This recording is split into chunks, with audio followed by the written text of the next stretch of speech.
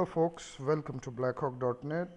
In part 1 of this series, we had spoken about introduction to Prism and the basic concepts of Prism and how to get the Prism libraries.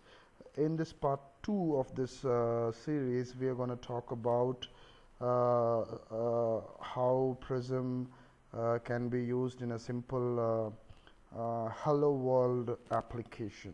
So let's get started. Here we have created a blank solution called WPF Prism demo. In this demo solution, we have created two folders. We have created two folders called lib folder and modules folder. The lib folder contains all the Prism libraries that was installed on your C drive. You could get it from your C drive, Prism libraries. I'll show you where you can find those. C drive, Prism libraries. Go to bin, and on your desktop you have all these libraries that are given to you. You need to copy all these things onto your lib folder. So since we have done that, let's go to the second step of creating a WPF client application. So let's create a new project.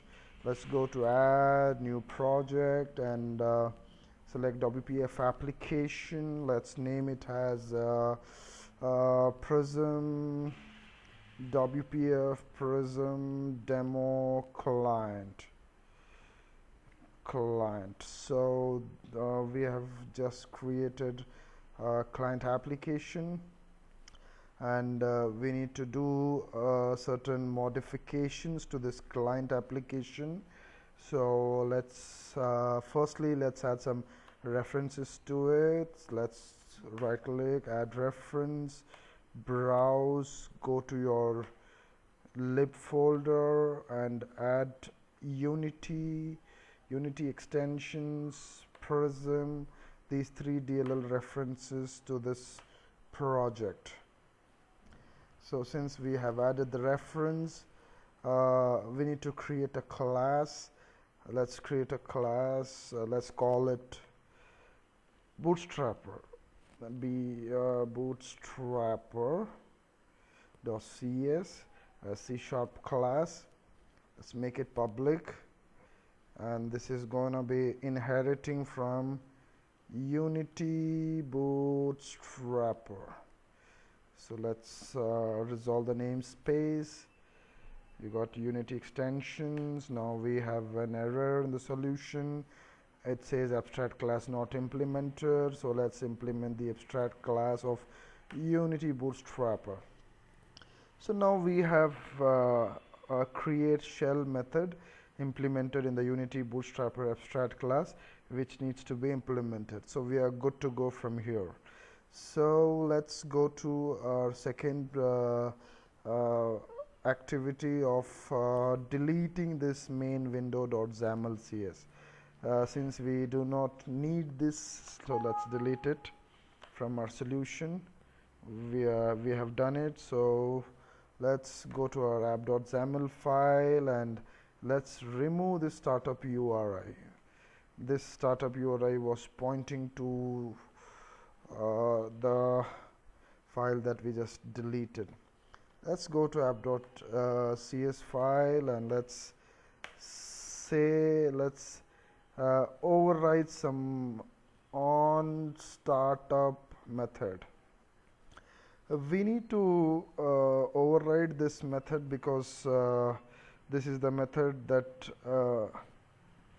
is responsible for WPF application starting. So let's create an instance of a bootstrapper called app is equal to new bootstrapper and app dot run.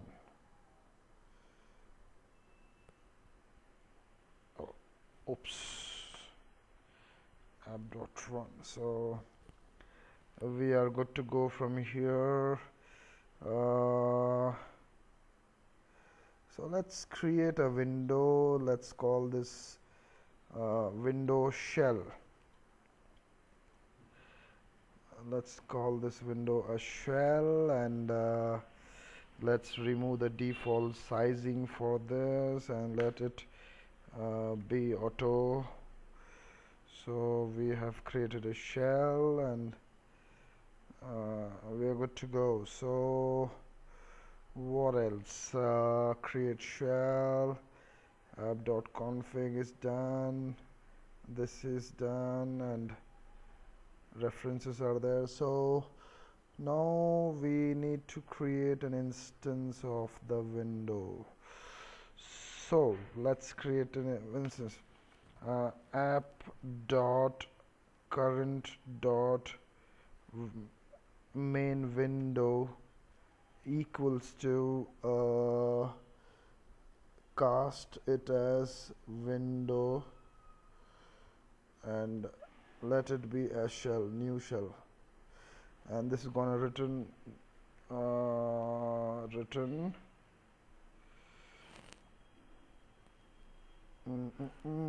no, that's not the way it's supposed to happen. You need to have a unity container. So let's first have a container here. Var container is equal to new unity container, COITAINER.